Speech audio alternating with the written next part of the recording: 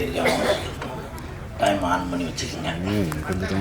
மேடையில் அமர்ந்திருக்கும் அனைவருக்கும் வணக்கம். பத்திரிகை நண்பர்கள், ஊடக நண்பர்கள், இணையதள நண்பர்கள், பிஆர்ஓ கோவிந்தராஜ் சார் அனைவருக்கும் வணக்கம்.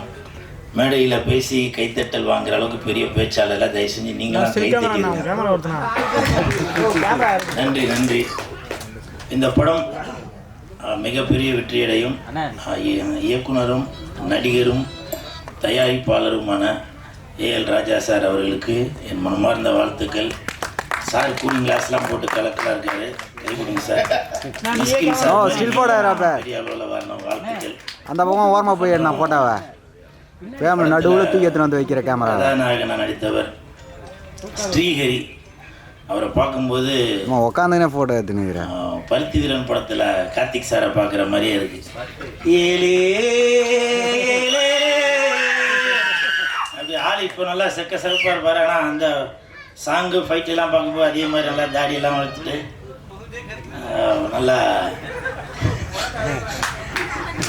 அவருக்கு என் மனமார்ந்த வாழ்த்துக்கள். மங்களநாதன் குருக்கள் ஐயா இங்கே இருக்கீங்களா? வெளில நீங்கள் இப்போ எதுக்கு வெளியில நின்றுருக்காரு?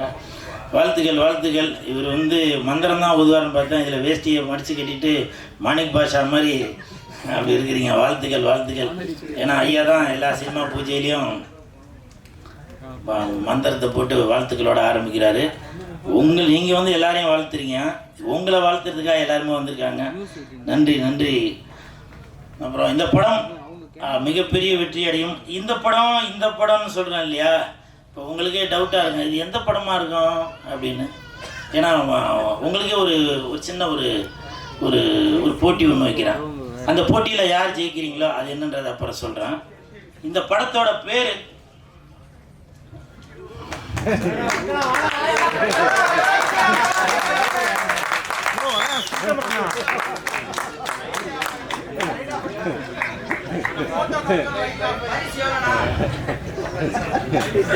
இந்த படத்தோட பேரு யாரோ வேணும்னே தான் ஆஃப் பண்ணிட்டு இருக்காங்க. ஏண்டா டேய், நான் கூட்டின்னு வந்த ஆளுங்க கைத்தட்டல கொஞ்சமா தட்டுங்கனாக்க நீங்க அதிகமா தட்டி அவங்களுக்கு சுகர் ஏறி போய் பிரஷர் ஏறி போய் சுவிட்சே ஆஃப் பண்ணிட்டாங்க போல. இந்த படம் இது என்ன படம் அப்படின்றத நீங்க கமெண்ட்ல யாரு கரெக்டா சொல்றீங்களோ அவங்களுக்கு பரிசு உண்டு. அது என்ன பரிசுன்றத சொல்றேன். இப்போ ஒரு எக்ஸாம்பிள் சொல்றேன். மு.க. ஸ்டாலின் ஐயா அவருக்கும் இந்த படத்தோட பேருக்கும் சம்பந்தம் உண்டு. நடிகர் சிவகுமார் சாரோட பையன், அவரோட பேருக்கும் இந்த படத்துக்கும் சம்பந்தம் உண்டு. சுதந்திரம் வாங்கி தந்த தாத்தா அவர்களுக்கும் இந்த படத்தோட பேருக்கும் சம்பந்தம் உண்டு. யாரு கரெக்டா சொல்றீங்களோ அவர்களுக்கு ஒரு எக்ஸாம்பிள் பார்த்துட்டீங்கன்னாக்க, இந்த படத்தோட பேர் கரெக்டா சொன்னீங்கன்னாக்க, கோயம்புத்தூர்ல நம்ம ஆர்வி உதயகுமார் சார் உங்களுக்கு ஃப்ரீயா டிக்கெட் எடுத்து தருவாரு.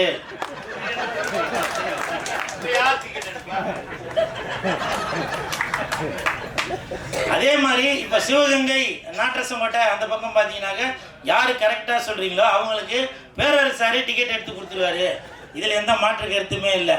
இப்ப திருவாரூர் சைட்ல உள்ள ரசிகர்கள் யாரு கரெக்டா சொல்றீங்களோ அவங்களுக்கு எழில் சார் அவர்கள் டிக்கெட் எடுத்து கொடுத்துருவாரு.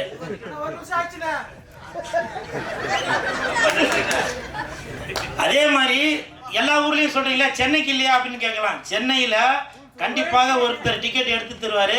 அது யாருன்னா யாரு இல்ல, மன்சூர் அலிகான் அண்ணன்.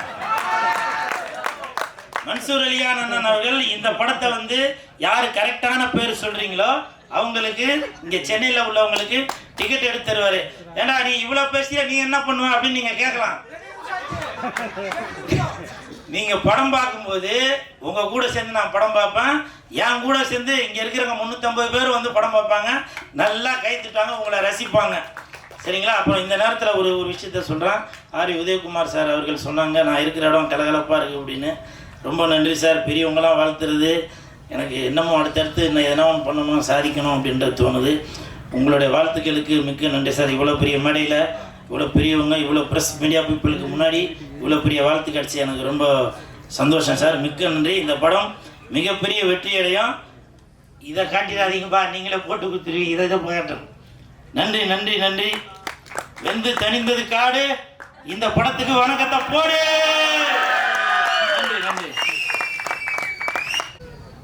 அப்ப பெரியார் ஜாதியை ஒழிச்சிட்டாரு சொல்லிட்டு நீங்க ஜாதி வளர்த்துட்டிய. ஜாதி அமைப்பு ஒரு பக்கம், ஜாதி சங்கம் ஒரு பக்கம், ஜாதி கட்சி ஒரு பக்கம், ஒரு ஜாதிக்கு ஒரு தலைவர் ஒரு பக்கம். ஜாதி இல்லைன்னு சொன்ன பெரியாரை வந்து ஒவ்வொரு ஜாதிக்காரனும் தான் அரசியல் லாபத்துக்காக போஸ்ட்ல போட்டாலே அது பெரியாருக்கு பண்ற துரோகம். தயவு செய்து பெரியார உங்க ஜாதி உங்க கோட்பாடுகள் அடக்காதீங்க. அவர் பறந்து விரிந்த பகுத்தறிவாளர். அவர் நாத்தியம், பெரியார் சாமி இல்லை. அவர் மூட நம்பிக்கைக்கு எதிரான இருக்கார தவிர அவர் பக்திக்கு எதிரானவர் அல்ல. மூட நம்பிக்கை வேற, பக்தி வேற. மூட நம்பிக்கையில் நம்ம மாற்றிக்கலாம், சாமி மாற்ற முடியாது, சாமி அழிக்க முடியாது. நம்ம பழக்க வழக்கங்கள், நம்ம வழிபாட்டு முறைகள்ல சரி இன்னைக்கு இருக்கு, இன்னைக்கு ஒத்துக்கலாம். இன்னைக்கு சில வழிபாடுகள்ல மூட நம்பிக்கைகள் இருக்கு, அதைத்தான் ஒழிக்கணும் தவிர ஜாதியால சாமி ஒழிக்க ஆவியா வந்து கேட்க போறாரு கிடையவே கிடையாது. அதனால சாமி இல்லைன்னு சொன்னது உண்மை. ஜாதி நம்ம மாணவர்களுக்கு ஜாதி இருக்கக்கூடாதுன்னு சொல்லிட்டு வரோம். இப்போ திடீர்னு நீதிபதி சந்துரு அவர்கள ஸ்கூலில் ஆசிரியர் ஜாதி பார்த்து கொடுக்குறார். மாணவர்களுக்கே ஜாதி வேணாங்கிறான், நீ ஜாதி பார்த்து ஆசிரியரில் அந்த அந்தந்த பகுதியில் ஜாதி பார்த்து ஆசிரியரை போடுனா என்னங்குது? அப்போ நீங்கள் ஒன்று பண்ணுங்க, ஆசிரியர்கிட்டையும் சேரும்போது அவரும் ஜாதி சென்டர் வாங்குங்க, நாடு நாசமாக போகும். மாணவர்கிட்ட ஜாதி சென்டர் வாங்குறதே கேடு. ஓகே, அது சில விஷயங்களுக்காக வாங்குறாங்க. இப்போ ஒன்று ஒரே ஒரு சின்ன வேண்டுகோள் தான், ஒவ்வொரு ஸ்கூல்லையும் யார் எந்த பசங்க சேர்ந்தாலும் எந்த மாணவர்கள் சேர்ந்தாலும் அந்த விண்ணப்பத்தில் ஜாதி அப்படிங்கிற ஒரு இடம் இருக்குது, மதம் அப்படிங்கிறது இருக்குது. அப்போ பொதுவாக விண்ணப்பம் பேர், அப்பா, முகவரி, எந்த நாடு, மதம், ஜாதியெல்லாம் வரும். தசி ஜாதியை தூக்குங்கிறேன், ஜாதி சென்டர் ஜாதி தூக்குங்க. யாருக்கு ஜாதி தேவைப்படுதோ, யாருக்கு ஜாதியை வைத்து சலுகைகள் தேவைப்படுதோ அவர்கள் மட்டும் தனிப்பட்ட முறையில் ஜாதி சான்றிதழ் கொடுத்து நீங்கள் சலுகை வாங்கிக்கிறீங்க. முடிக்கல, நான் எனக்கு என் பிள்ளைங்க யாருக்கும் ஜாதி தேவைன்னா நான் விண்ணப்பத்தில் பூர்த்தி பண்ண மாட்டேன். அப்போ எவன் ஜாதி ஒழிக்க நினைக்கிறானோ அவனை அந்த ஜாதி சான்றிதழில் அந்த விண்ணப்பத்தில் ஜாதி பெற நிரப்பாதீங்க. யாருக்கு ஜாதி, இப்போ ஜாதி அடிப்படையில் சலுகைகள் பெறுவது குற்றம் இல்லை, அது ஒரு இது இல்லை. பொருளாதார பின்தங்கி நிறைய பேர் இருக்காங்க. அப்போது யாருக்கு தேவையோ அவங்க தனியாக ஜாதி சென்று கொடுத்து அந்த சலுகைகளை பெற்றுக்கொள்ளட்டும். இலவச புக்கா பெற்றுக்கொள்ளட்டும், இலவச சீருடையா பெற்றுக்கொள்ளட்டும், தப்பே இல்லை. எல்லாத்தையும் ஜாதி கேட்காதீங்க. யாருக்கு ஜாதியோ அவங்க ஜாதி ஃபில்லப் பண்ணிக்கட்டும். ஜாதி கொஞ்சம் குறையிறதுக்கு ஒரு வழியாக இருக்கும். நீ இப்போ இந்த ஆசிரியர்கிட்டையும் ஜாதியும் கேட்டால் எங்கேயும் முடியும். இப்போ மாணவர்களையும் ஜாதியை கேட்குறது, ஆசிரியர்கிட்டையும் ஜாதியை கேட்குறது. அப்போ இது மாதிரி எத்தனை இடம் வந்தாலும் எப்படிங்க ஜாதி ஒழிக்க முடியும்? திரைப்படத்துறை தான் ஆரம்ப காலத்திலிருந்தே ஜாதி ஒழிப்புக்கு குரல் கொடுக்குது. அரசியல் இல்லை, அரசியல் ஜாதி வளர்க்குது, ஓட்டுக்காக ஜாதி வளர்க்குது, ஓட்டுக்காக ஜாதி மக்கள் பிரிக்குது. எந்த பகுதியில் எந்த ஜாதி அதிகமாக இருக்கணும் அங்கே அவங்களுக்கு சீட்டு கொடுக்குறது. எப்படி ஜாதி ஒழியும்?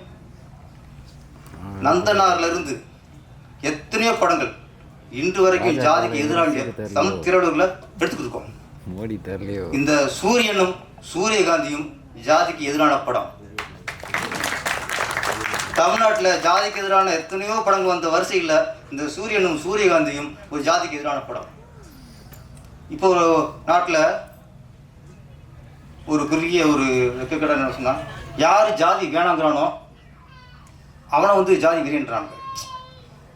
எவன் ஜாதி இருக்குங்கிறானோ அது அவனை சமூக நீதிங்கிறானுங்க. ஜாதி எப்படி பேச முடியும்? நான் இன்னைக்கு ஏஎல் ராஜா ஜாதி வேணாங்கிறாரு, ஜாதி எத்தி போட்டு மிதிங்கிறாரு. இவர் வந்து என்னன்னா ஜாதி வெறியன், ஏன் ஜாதி தான் உசத்தி, ஏன் ஜாதி தான் அப்படின்னு ஜாதியை பேசுகிறவங்க ஜாதி வெறியர்கள். முதல்ல சினிமாக்காரனுக்குள்ள ஒரு உணர்வு அரசியல்வாதிக்கு வந்தாலே ஜாதி ஒழியும். யாரும் பேசணும் போடாதீங்க, எங்களுக்குள்ள உணர்வு. வேதம் புதிது இல்லையா? பாலு தேவர் அப்படிம்பாரு சத்யராஜ். இந்த பையன் கேட்பான், பாலுங்கிறது உங்கள் பேர், தேவருங்கிறது நீ வாங்கின பட்டமா, ஒரு அறை. அதோட என்ன சொல்ல முடியும் ஒரு கலைஞன்? இதுவே எத்தனை விஷயங்கள் முன்னாள் தம்பியில் பாடத்தில் சொல்லலையா? ஜெமினி கணேசன் வந்து ஒரு கர்நாடக பாடகர். அவர் ஒரு சமூகத்தை, அதாவது பிராமண சமூகத்தை சேர்ந்தவர். அவர் பையன் கமலஹாசன் எங்கேயோ சேர்வார், தாழ்த்தப்பட்ட மக்களோடு போய் சேர்ந்துவார். இதனாலேயே அப்பன் தூக்கி வெளியே போட்டுருவாங்க. கருத்து எல்லாருமே சொல்லி பாரதியார் சொல்லியிருக்காரு, பாரதி சொல்லியிருக்காரு. கே பாக்கியராஜ் அவர்கள் எத்தனையோ அவர் வந்து முந்தான முடிச்சு தூள் நூச்சு எத்தனையோ படங்கள் குடும்ப பங்கன கதை எடுத்திருக்காரு. ஆனால் இது நம்மால் இன்னொரு படங்க, ஒரு முடிவெற்ற இவரோட பையன், அதை பாக்கியராஜ் ஒரு பிராமண பொண்ணை காதிருப்பார். கடைசியாக அந்த பிராமண பொண்ணோட அப்பாவே ஜாதியில் தூக்கி போடுவார். அதாங்க சமூக நீதி. அது ஜாதி தூக்கி போடுறது. இப்படி எத்தனையோ படங்கள் ஜாதிக்கு எதிராக ஜாதி தூக்கி போடுற படம் எத்தனையோ வந்திருக்கு. இப்போ சொல்கிறது சினிமாக்காரனுக்கு உள்ள அந்த ஜாதி வெறுப்பு, ஜாதி ஒழிக்கணுங்கிற நினைப்பு ஒவ்வொரு அரசியல்வாதிக்கும் வந்தாலே ஜாதி ஒழியும். இந்த சூரியகாந்தியும் திரைப்படம் மிகப்பெரிய வெற்றியடைய வேண்டும். இயக்குனர் பெரிய ஒரு வெற்றிப்பட இயக்குனராக உருவாக வேண்டும். இது நடித்த விக்ரம் கதாநாயகன், ஸ்ரீஹரி, அப்புக்குட்டி, நம்ம மியூசிக் டைரக்டர் ரவி பிரியன், அனைவரும் நடிகரும் சரி டெக்னீஷியனும் சரி இந்த படத்தின் பிறகு வெற்றிப்பட நடிகர்களாக, வெற்றிப்பட தொழில்நுட்ப கலைஞராக வளர வேண்டும். வாழ்த்துக்கள். நன்றி, வணக்கம். விவேகுமார் அவர்களே செஞ்சு முடிச்சிட்டாரு.